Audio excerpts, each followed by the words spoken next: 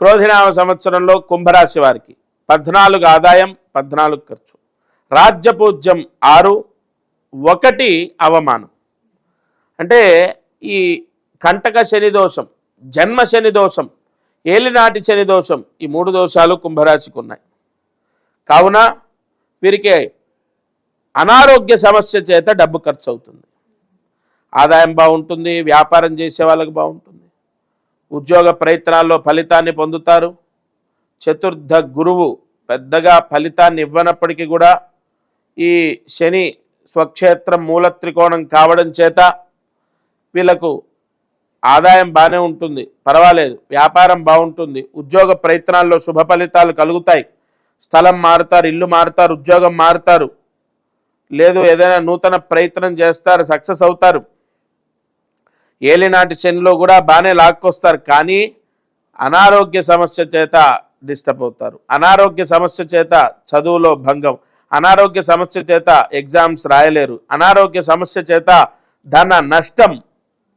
ఎక్కువగా వీళ్లకు ఇదే క్లియర్గా సమస్య అని సూచిస్తోంది. కుంభరాశి వారు క్రోధినామ సంవత్సరంలో ఈ చిన్న ప్రాయశ్చిత్తాన్ని ఆచరిస్తే అనారోగ్య సమస్య, గ్రహ దోషము తొలగిపోతుంది.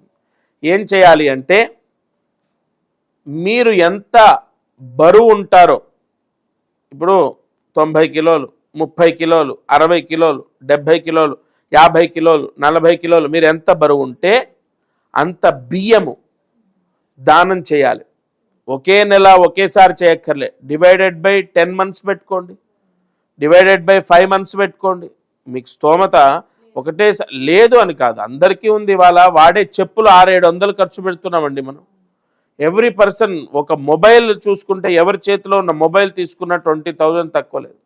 కాబట్టి లేవు అని కాదు, కానీ ఆ మనసు రావాలి. సడన్గా మనకున్న కమిట్మెంట్స్ ద్వారా వాళ్ళు ఎంత బరువు ఉంటారో అన్ని కిలోల బియ్యము మీరు దానం చేయాలి. డివైడెడ్ బై 5 పెట్టుకోండి, 10 పెట్టుకోండి, మీ ఇష్టం. ఇప్పుడు 40 కిలోలు ఉన్నారు, divided by 10, every month 4 kgs ఇస్తే సరిపోతుంది. ఇది ఎంత బ్రహ్మాండమైన ఫలితాన్ని ఇస్తుందంటే, కుంభరాశి వారు క్రోధినామ సంవత్సరంలో పూర్తి అనారోగ్య దోషం, ఏలినాటి శని దోషం విముక్తవుతుంది. ఈ పరిహారం చేయాలి. ఎవరికి చేయాలి? మీకు సమీపంలో ఉన్న దేవాలయంలో అర్చకుడికి దానం చేయాలి. ఇక్కడ బ్రాహ్మడికే దానం చేయమని ఎందుకు చెప్తామంటే, ఇతరులకు కూడా ఇవ్వచ్చు, కానీ అది డొనేషన్ అవుతుంది. డొనేషన్ అనేది పుణ్యాన్ని ఇస్తుంది, దానం అనేది పాపాన్ని హరిస్తుంది. వ్యత్యాసం చాలా ఉంది. దేవస్యత్వ సవితుః ప్రసవే అశ్వినోర్ బాహుభ్యాం. దానం అనేది బ్రాహ్మడే తీసుకోవాలి. డొనేషన్ ఎవరికైనా ఇవ్వచ్చు.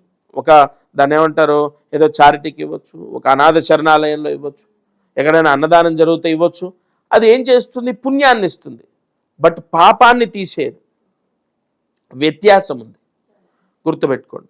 పాపహరణం కావాలి ఇప్పుడు మనకు, పుణ్యం కాదు. మనకు అన్నీ బాగున్నాయి, నేను రాజుని దానం చేస్తాను, 10 దేవాలయాలు కట్టిస్తానంటే అది పుణ్యం.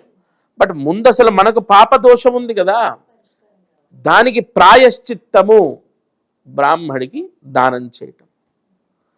తప్పకుండా ఈ పరిహారం చేసుకో. నాకు తెలిసిన మేరకు నా స్వామి దత్తుడు పలికించిన వాక్కుని మీకు అందిస్తున్నాను. ధన్యోస్మి. జై గురుదత్త.